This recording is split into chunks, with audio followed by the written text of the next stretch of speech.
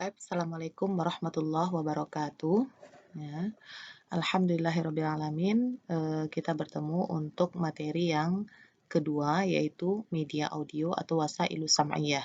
Sebagaimana yang sudah dijelaskan pada pada pertemuan sebelumnya, bahwa media atau ta'lim اللغة العربية تنقسم إلى ثلاثة أقسام يعني وسائل سمعية وسائل البصرية ووسائل سمعية والبصرية.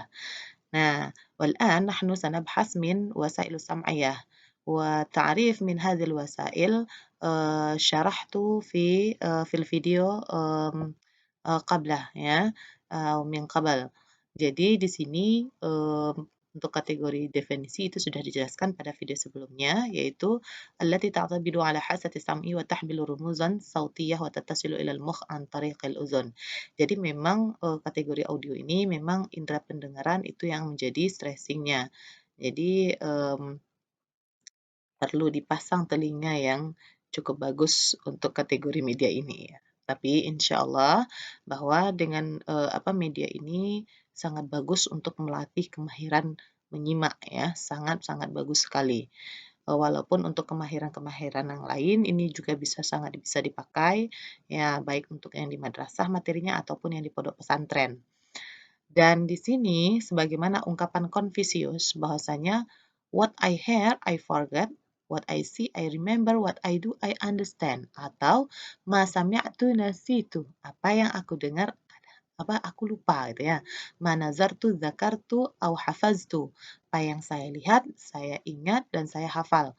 Ma fa'altu fahimtu. Apa yang saya lakukan, saya paham gitu. Jadi untuk kategori ini, media audio adalah ma sami'tu nasitu. Jadi kalau seandainya materi audionya itu banyak kita sajikan, itu akan kecenderungan akan sering lupa. Karena apa? Hanya sekedar dengar. Tapi, ini tergantung ya, kadang ada tipe-tipe anak yang memang dia audio saja tanpa visual, dia sudah bisa nangkap. Tapi ada juga anak yang, tipenya audio visual atau visual saja, maka untuk kategori media ini kurang menarik baginya. Namun, kita perlu menyajikan media itu bervariasi sehingga, media ini perlu kita seling-selingi gitu. Jadi jenis-jenis media ini sebenarnya itu adalah pilihan, jadi mau pilih yang mana silahkan. Nah, untuk jenis-jenisnya, anwa'ul wasail sam'iyah secara nazariyat, secara teori memang ini gitu. Radio. Kalau radio nggak perlu bagaimana bentuknya sudah tahu ya. Alatut tasjil, alat perekam. Berarti alat perekam ini untuk sekarang bisa handphone, bisa laptop, bisa malah ada tergantung aplikasi-aplikasi masing-masing itu bisa. Jadi kalau di untuk aplikasi yang istilahnya dalam bentuk soft, itu alat perekamnya tidak mesti kaset lagi ya, tapi bisa dengan menggunakan, Android-nya atau laptopnya atau aplikasi yang memang edit audio gitu ya, seperti Wavepad, Mixpad, Audacity atau, aplikasi-aplikasi lainnya. Kemudian ada lagi Astunat ini. Astunat ini adalah, media audio piringan hitam ya, piringan hitam, nanti contohnya ada gambarnya. Kemudian Ma'malul Lughah ini adalah labor bahasa, di mana, ada memang beberapa sekolah yang tidak punya labor, tapi umumnya, semua punya laboratorium bahasa dan antum sendiri pun, pernah mengalami atau belajar di labor bahasa atau pernah mengajar mungkin beberapa di labor bahasa. Kemudian ada musajjalatus sautiyah, ini adalah, perekam suara. Jadi kalau perekam suara ini, mungkin hampir sejenis dengan alatut tasjil. Kalau alatut tasjil memang khusus kepada syarit atau kaset ya. Tapi kalau musajjalatus sautiyah ini adalah alat untuk merekam, atau perekaman suara alias hasilnya atau sound-nya atau produk produk dari alat ini. Bisa dalam bentuk istilahnya bentuk file gitu ya. Kemudian nah, ini tujuan dari media audio ya, membantu siswa mencapai kompetensi yang diharapkan dan membantu pencapaian tujuan dalam mengajar keterampilan tertentu. Jadi memang untuk media audio ini memang maharoh yang dominan itu adalah istima' dan kalam gitu ya. Kemudian media ini dapat membantu siswa melatih ketajaman pendengaran, seperti menyerap lahjah, makhraj, maupun qawaidul lughah. Nah, sehingga nanti siswa juga bisa menuturkan seperti apa yang dia dengar. Jadi ini seperti apa ya, kenapa penting media audio ini dan kenapa penting ini apa istilahnya harus kita perdengarkan gitu ya. Karena, memang kategorinya, apa namanya, seperti kita dulu waktu lahir gitu ya, sering diperdengarkan, tanpa perlu belajar di dalam kelas gitu ya. Maka, kita dengan sendirinya mampu tanpa perlu belajar gitu. Jadi istilah, pemerolehan gitu ya. Nah, maaf kita kembali ke slide yang nih. Media ini dapat membantu siswa. Jadi di sini, seperti ketika kita baru lahir dulu gitu ya, maka perlu adanya pembiasaan, mendengar sehingga dengan sendirinya tanpa anak perlu belajar di kelas sebenarnya, lahjah, makhraj, dan struktur itu bisa didapatkan dengan sendirinya.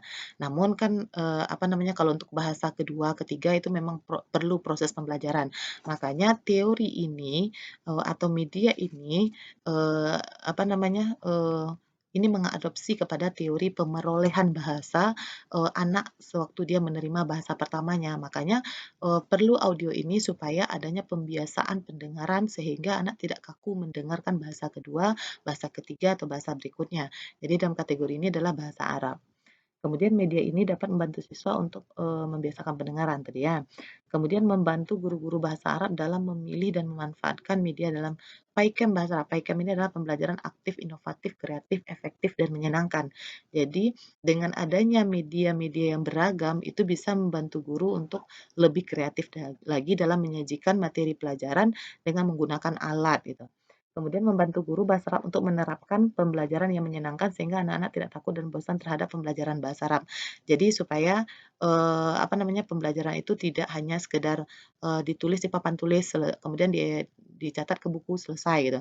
Tapi ada variasi-variasi apakah, kita menyajikan dengan audio, dengan visual ataupun audiovisual, supaya pembelajaran itu lebih menyenangkan dan lebih dirindukan oleh si anak.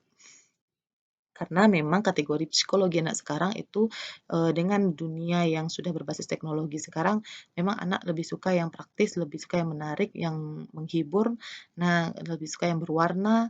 Nah, karena memang begitulah psikologinya, makanya memang kita dituntut untuk mampu gitu. Nah, kemudian jadi itulah tujuan media audio. Kemudian dalam pemakaian media audio untuk pembelajaran bahasa Arab, nah maka kita perlu, apa namanya, mempersiapkannya, perlu tasyghil, mengoperasikannya, dan perlu takwim, mengevaluasinya.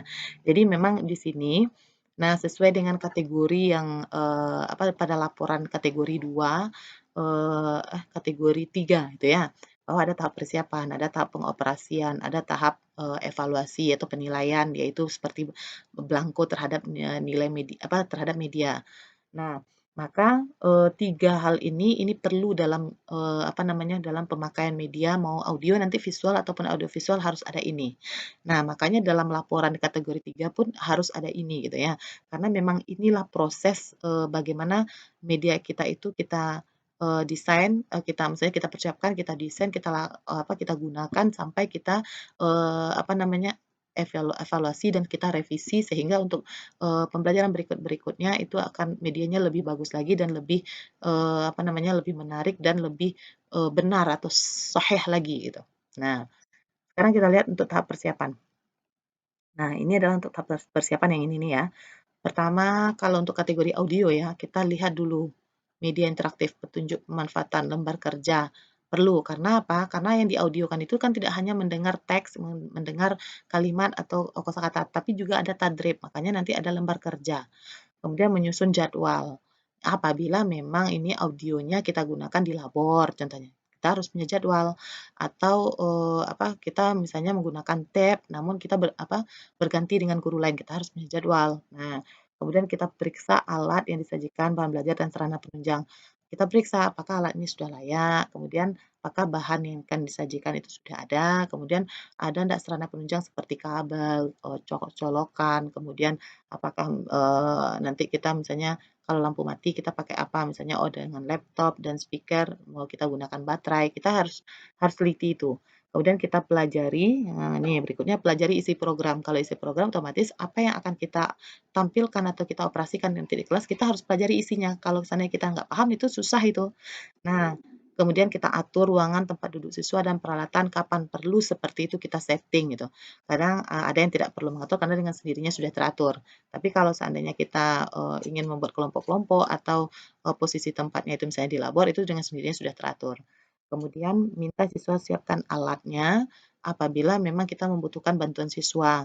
Kemudian kita bagi lembar kerja karena yang diaudiokan itu ada latihannya sehingga yang ada lembar kerja yang akan diisi oleh si anak berdasarkan media yang disajikan. Kemudian jelaskan tujuan yang akan dicapai dari apa yang dipelajari dan kegiatan apa yang akan dilakukan. Nah, kemudian, maaf, ini tahapnya nah, tahap yang kedua itu adalah tahap pelaksanaan. Guru berdiri di dekat peralatan pemanfaatan media.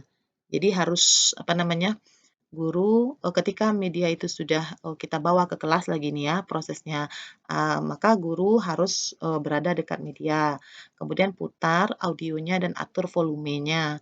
Kemudian perhatikan aktivitas siswa dan kelola kelas sesuai dengan rancangan yang sudah kita tetapkan, itu apa langkah-langkahnya.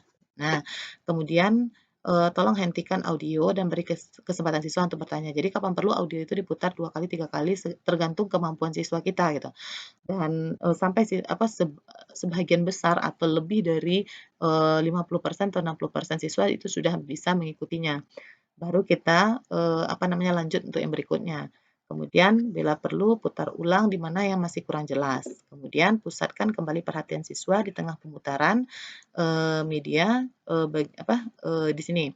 Pusatkan kembali perhatian siswa bila di tengah pemutaran media siswa ada kurang memperhatikan. Jadi memang kita sebagai seorang guru jangan disibukkan oleh media saja, tetapi kita juga, apa namanya, harus, apa istilahnya jangan kita yang diatur oleh media, tapi kita yang mengatur media. Makanya pada saat penyajian media kita ketika media kita tuh siap atau ready, maka nanti kita tidak akan fokus ke media saja. Kita bisa memperhatikan siswa mana yang tidak mengerjakan, mana yang, bermain-main, mana yang, bermasalah di dalam, penyajian materi kita dengan menggunakan media tersebut. Kemudian guru sebaiknya jangan terlalu banyak memberikan penjelasan pada saat audio itu diputar sehingga konsentrasi siswa nanti terganggu. Jadi ini perlu kita pikirkan dan perlu kita, terapkan dalam proses pembelajaran. Ini untuk pembelajaran luring ya. Kalau untuk pembelajaran daring, maka silakan sajikan audio tersebut, berikan waktu, kemudian, minta siswa untuk mengirimkan tugas yang diaudiokan, kemudian bisa saja kita memeriksa secara langsung atau kita periksa nanti sistemnya sistem, japri silang gitu ya. Kemudian dikirim hasilnya. Begitu juga bisa seperti mata kuliah Maristima yang pernah saya sajikan dulu, semester kemarin ya. Nah, kemudian untuk tahap akhir, tahap tindak lanjut gitu ya, tindak lanjut ketika materi ini sudah selesai, kira-kira kita sajikan, maka, perlu pada saat tindak lanjut itu kita ajukan pertanyaan tentang materi audio yang sudah kita sajikan. Karena, kalau seandainya kita berikan materi tapi tidak diberikan pertanyaan itu akan, sebenarnya itu kalau untuk ini bisanya untuk luring bagusnya, sajikan pertanyaan, kemudian berikan penguatan atau penjelasan tambahan terhadap materi yang telah diperdengarkan. Kemudian jika jelas, masih misalnya ada yang belum jelas maka putar pada bagian tertentu saja. Kemudian, suruh siswa membuat kesimpulan, berikan latihan, apakah soal nanti yang harus dijawab atau dipecahkan oleh siswa berdasarkan audio yang ditampilkan. Kemudian kaitkan media audio ini dengan topik berikutnya kalau bisa. Kemudian nanti tolong periksa lembar tes siswa ini supaya, siswa tahu hasilnya dan siswa bisa lebih semangat lagi untuk, pertemuan-pertemuan berikutnya. Kemudian, jadi jenis-jenis media audio yang ada itu mereka punya kelebihan dan kelemahan masing-masingnya. Yang pertama untuk radio harganya itu lebih murah karena istilahnya radio di HP sekarang sudah bisa. Kemudian kalau seandainya kita punya radio, juga bisa. Ini, dari satu sisi gitu. Jadi jangan, kadang kan ada yang nggak mampu beli radio dulu gitu ya. Tapi kalau untuk sekarang untuk radio itu gampang kita untuk, dari HP yang sudah ada radionya itu bisa langsung diputar. Kemudian di internet pun kita bisa mencari informasi, dari apa yang sudah disajikan oleh radio tersebut.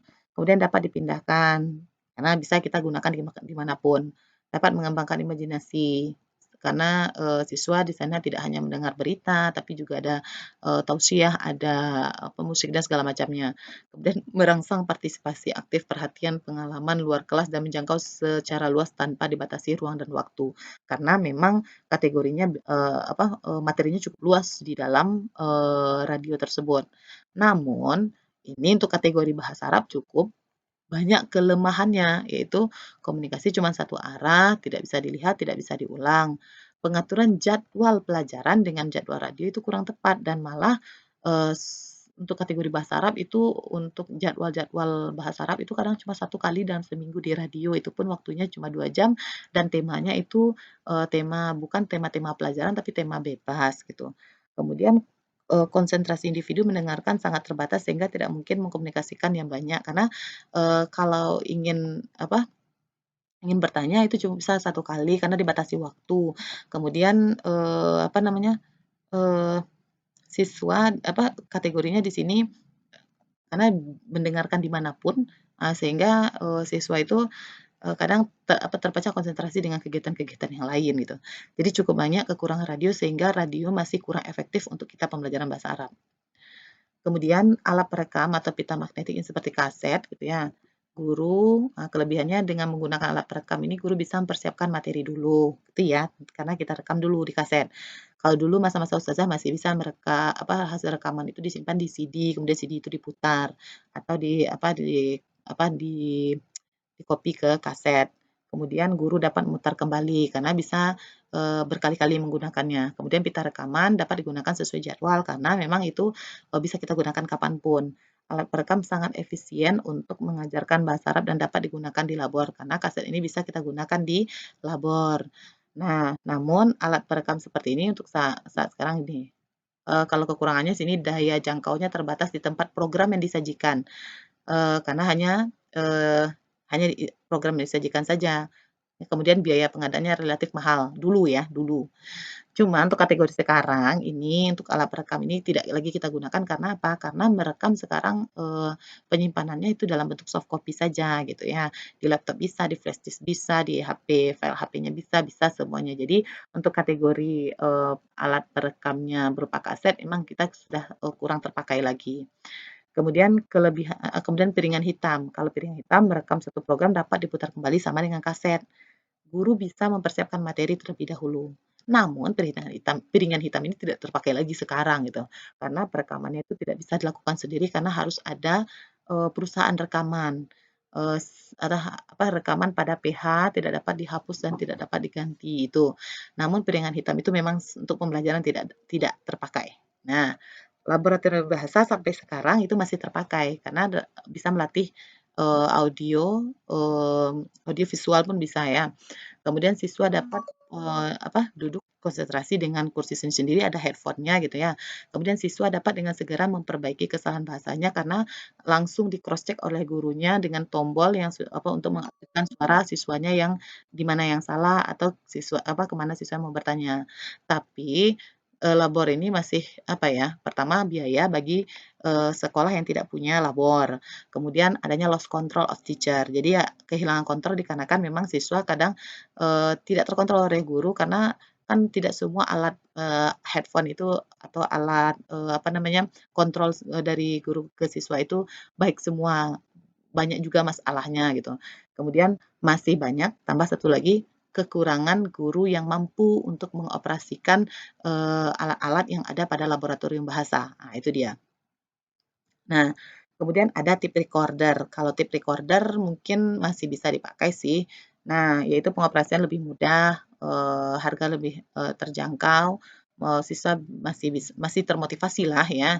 Kemudian guru semakin ringan hanya memprogram sekali memprogram untuk selamanya. Maksudnya sama dengan rekaman-rekaman yang tape recorder ini samalah dengan kita merekam kalau untuk sekarang, kalau ini dulu tape recorder, kalau untuk sekarang itu dengan laptop, dengan HP, ya. Nah, atau dengan HP seperti di WA antum menggunakan voice note itu bisa bisa antum, dia tersimpan dan bisa antum gunakan berkali-kali gitu. Misalnya antum merekam materi di sana gitu. Namun kekurangannya tidak semua keterampilan bahasa dapat dituangkan dengan rekaman. Ada juga yang perlu adanya visual gitu ya. Kalau, rekaman saja kadang, itulah tergantung tipe orang dan tergantung ke tingkat kesulitan materi. Kemudian interaksi antara guru dan siswa kurang hidup, karena, peran guru digantikan oleh media secara keseluruhan. Tapi ini tidak, apa ya, tidak, menjadi jaminan pula yang ini gitu. Tapi yang jelas untuk kategori tape recorder atau rekaman itu, kekurangannya ya itu, tidak semua materi bisa disajikan di sana dan tidak semua tingkat siswa bisa di sana dan tidak semua siswa tertarik dengan media tersebut, selalu gitu. Kalau sekali-sekali mungkin boleh. Ya, itu tergantung, apa namanya, stressing materi dan apa namanya, kebutuhan siswa atau, eee, apa, eee, tipe siswa yang akan kita hadapi nantinya. Yang contoh gambar piringan hitam ini mungkin seperti ini gitu. Namun ini bisa kita diskusikan nanti di grup kita. Apa misalnya ada gambar-gambar yang tidak apa, yang tidak ada di sini ustazah tidak ada menyajikan, namun, itu bisa nanti di-post di grup kita, eee, mana yang masih belum diketahui bagaimana bentuk dari media ini. Jadi kenapa ini ustazah sajikan, karena jenis-jenis ini, dia ada dulu dan antum perlu tahu. Walaupun sekarang kita tidak hal yang seperti ini lagi gitu ya. Kita akan menggunakan lebih banyak, HP, laptop, perekamannya dan bagaimana teknisnya semuanya sudah pada tahu gitu ya, karena sudah milik sendiri. Tapi kalau punya orang lain mungkin kita bertanya juga, "Di mana tempat merekam?" Mungkin itu. Dan apa namanya, untuk penyimpanan pun kita sudah bisa menyimpan dengan flash disk, dengan HP, hard disk eksternal, dengan laptopnya dan, dengan tempat-tempat penyimpanan yang antum punya gitu. Nah, kemudian untuk kategori audio, kita bisa gunakan audio yang sudah ada, namun, kita harus paskan dengan materi yang kita ajar, tapi kalau tidak lebih bagus kita yang buat sendiri. Karena kalau kita tunggu dari, apa istilahnya, kalau materi kita misalnya disiapkan oleh pemerintah gitu, kalau kita tunggu, audionya dari pemerintah itu kan tidak mungkin, karena itu cukup, apa, memakan dana dan cukup, banyak persiapannya. Maka kita yang tahu kebutuhan siswa, kita yang, tahu apa yang akan kita tuju atau apa yang harus dicapai siswa, maka kita nanti yang merekam materi tersebut sesuai dengan, kemampuan kita, sesuai dengan, tempat, waktu, kemudian siswa yang kita ajar. Nah, itu dia. Mungkin, cukup sekian untuk materi, Wasailus Sam'iyah. Akhirul kalam, Assalamualaikum warahmatullahi wabarakatuh. Apabila ada pertanyaan, mari kita diskusikan di grup.